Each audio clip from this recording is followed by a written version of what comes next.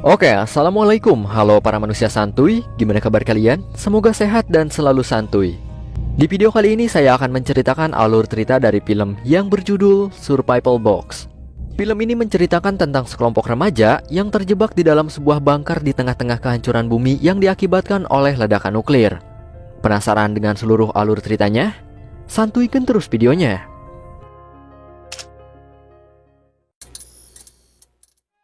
Film dibuka dengan pengumuman radio tentang pengoboman kota Hiroshima pada Perang Dunia Kedua. Kemudian berlanjut dengan berita ancaman rudal nuklir dari Korea Utara dan Amerika Serikat yang sedang berada di ambang permusuhan.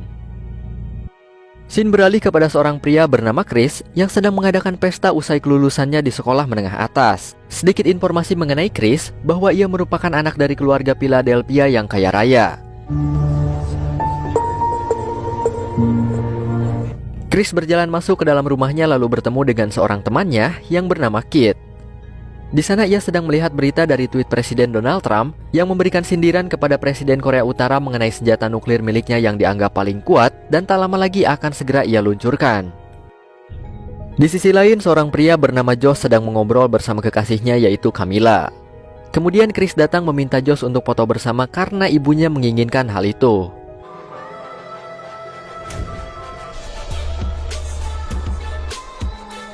Di depan rumah, saudara tiri Chris yang bernama Scott datang untuk ikut serta dalam pesta.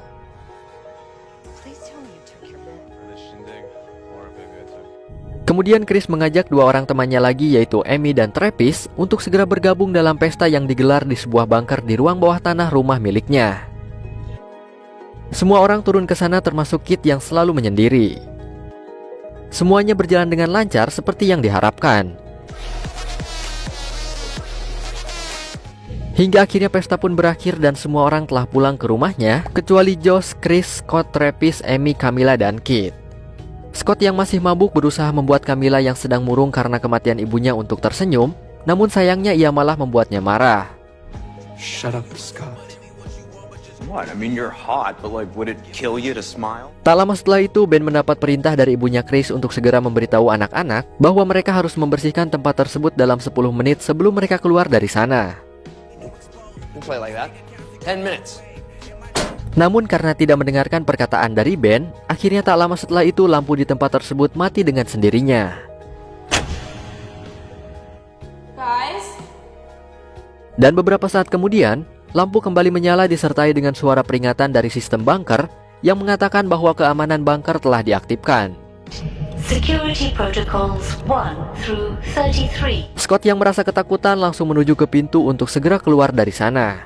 Namun ia dihentikan oleh Chris dan Josh karena untuk berjaga-jaga bila mana nuklir yang diberitakan sebelumnya telah diluncurkan pada malam itu. Yo, when the wave hits, Look at rain, man. Josh. just in case. Okay? Oksigen untuk ruangan telah diaktifkan. Chris berusaha mencari siaran radio sementara Kit mencoba untuk menghubungi keluarga di rumah, namun sayangnya tidak satupun dari panggilannya yang dapat terhubung. Hari pertama mereka semua nampak depresi dengan keadaan. Travis masih tetap menggunakan alat bantu bernapas karena penyakit asma yang dideritanya. Kemudian mereka semua berunding untuk menyelesaikan masalah persediaan sumber daya untuk bertahan hidup di sana. Setelah diperkirakan, Chris mengatakan bahwa setidaknya mereka akan bisa bertahan di dalam bunker tersebut selama 8-9 bulan ke depan. Hingga akhirnya mereka memperdebatkan soal dampak dari ledakan nuklir, yang dimana Kit berpositif thinking bahwa ledakannya hanya berdampak pada lokal atau hanya menghancurkan kurang lebih 3 pulau saja. Namun itu hanya opini positif dari Kit, dan mereka tidak tahu apa yang sebenarnya terjadi di luar sana. Sampai akhirnya Scott mendapat sebuah pesan dari ibunya dari Dubai, yang membuatnya merasa yakin untuk segera pergi keluar dari sana. World's still out there. Ketika hendak keluar, Scott mendapat sindiran keras dari Camilla. Josh mengatakan bahwa pesan tersebut hanya terlambat sampai kepadanya, dan itu tidak membuktikan bahwa dunia masih aman seperti biasa. One text doesn't prove anything. Could be a satellite bouncing off delayed signals. Doesn't prove that. Hingga akhirnya Scott merasa emosi kepada Camilla, namun dihentikan oleh Kit dengan pistolnya. Kit sendiri menemukan pistol tersebut di lemari ruangan bagian belakang. I'm sorry, okay? Di hari kedua, Kit mulai mengkonsumsi obat depresi untuk meringankan pikirannya. Kemudian Scott mendatangi Kit lalu mempengaruhinya untuk keluar dari bunker tersebut. Dan ia pun akhirnya memberikan pistolnya kepada Scott, lalu mereka berdua pergi menuju pintu keluar.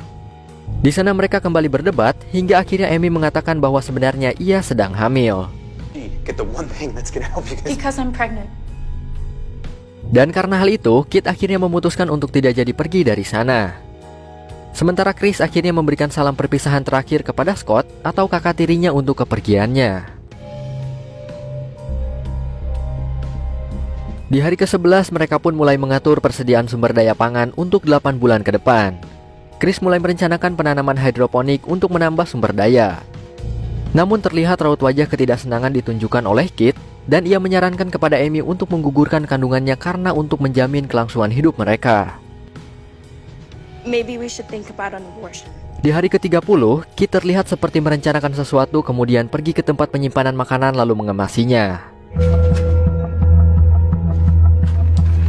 Aksi Kit pada saat itu diketahui oleh Camilla, dan di pagi harinya ia pun melapor kepada Chris dan Josh serta Travis. She was taking food, Josh. I know what I saw. Di salah satu ruangan, Chris kembali mencari siaran radio untuk meminta pertolongan kepada siapapun yang masih bertahan hidup di luar. Hingga akhirnya mereka melihat monitor CCTV yang telah terpasang di luar bunker. Terlihat Scott ternyata masih hidup, namun kulit wajahnya nampak lumpuh akibat radiasi. Ia juga menuliskan sebuah pesan di detik-detik akhir kematiannya. Chris yang melihat kondisi dari saudara tirinya itu merasa sedih dan memutuskan pergi keluar untuk menemuinya. Namun ia tahu itu adalah hal yang tidak mungkin untuk dilakukan. Di hari ke-104 terlihat tanaman hidroponik mereka telah tumbuh dan Kit sedang berada di tempat penyimpanan makanan. Chris yang melihatnya tidak berpikir panjang dan langsung membenturkan kepala Kit karena teringat perkataan Camilla tentang dirinya yang telah mencuri makanan di malam hari.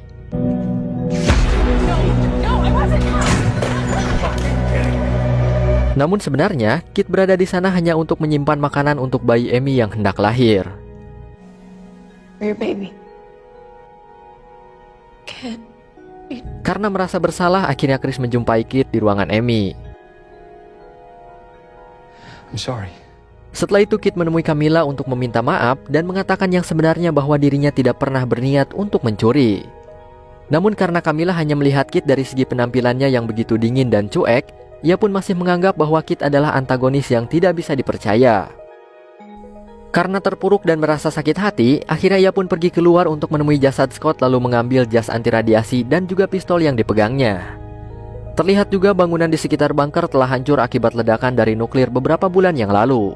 Sedikit informasi bahwa jas yang disediakan dalam bunker tersebut hanya berjumlah 2 biji saja, dan karena hal itu, hanya ada 2 orang yang dapat keluar dari bunker tersebut. Di sana Kit meminta kepada Chris dan yang lainnya untuk segera membagikan bagian persediaan makanan dan obat-obatan kepadanya agar mereka semua percaya bahwa ia tidak pernah mencuri. Here's what's gonna happen. Dan setelah diperdebatkan, akhirnya Chris mau tidak mau harus menyerahkan bagian untuk Kit. That's what you want? Divide this stuff. Di hari ke-217 persediaan oksigen hanya tersisa sekitar 22% saja. Nampak keadaan di luar diperlihatkan dari sudut pandang Josh yang sedang berlari di tengah-tengah kehancuran dunia yang diakibatkan oleh ledakan nuklir. Tidak ada bangunan yang utuh apalagi tersisa di sana. Di hari ke-240, mereka mendapat saluran radio dari tim evakuasi yang sedang mencari korban selamat pasca ledakan nuklir. Mereka juga memberikan alamat bagi yang mendengar saluran tersebut untuk pergi ke tempat evakuasi yang berjarak 600 mil dari bunker. Setelah dirundingkan, Amy dan Chris memutuskan untuk pergi terlebih dahulu ke tempat evakuasi yang nantinya mereka akan mengirimkan bantuan untuk Josh, Camilla, Travis, dan Kit yang tersisa di bunker.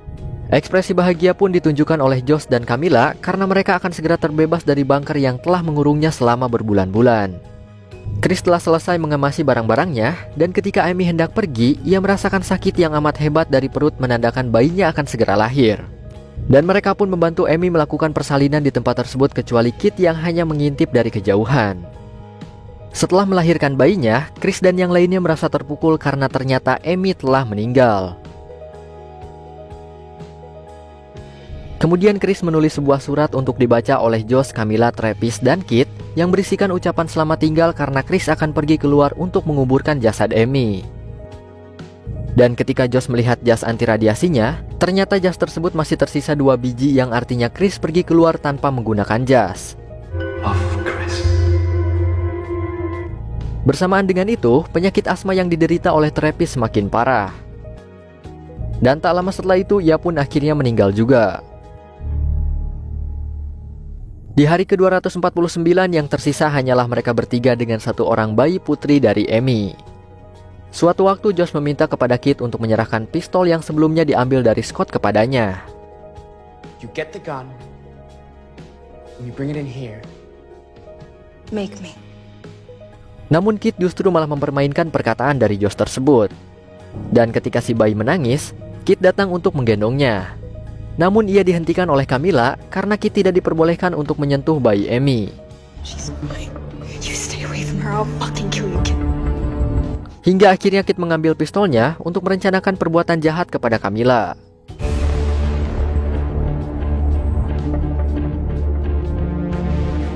Dan tepat di hari ke-251, pipa saluran air mengalami kebocoran.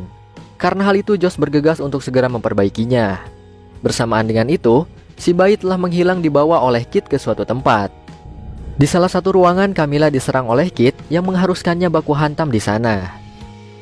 Namun pada akhirnya Camilla berhasil menghindari Kit dan ia pun mengambil bayinya di suatu tempat. Bersamaan dengan itu, Kit datang menghampiri Camilla dan menodongkan pistol ke arahnya.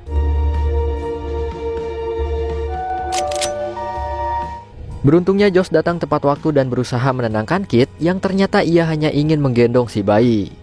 Camilla pun akhirnya menyerahkan bayinya kepada Kit untuk ia gendong.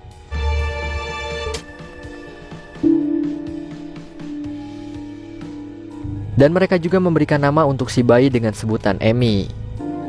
We're going to call her Amy.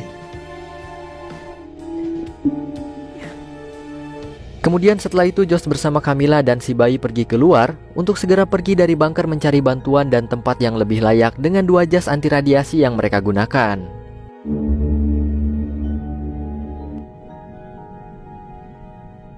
Sementara Kit telah merelakan si bayi dan ia memutuskan untuk menetap di sana. Dari luar terlihat yang awalnya rumah mewah milik keluarga Philadelphia, sekarang telah hancur berubah menjadi pepohonan yang mengelilingi sekitar bunker. Dan setelah itu, tamat cuy. Oke, sekian saja untuk alur cerita film kali ini. Terima kasih telah menonton, stay santuy dan wassalamualaikum warahmatullahi wabarakatuh.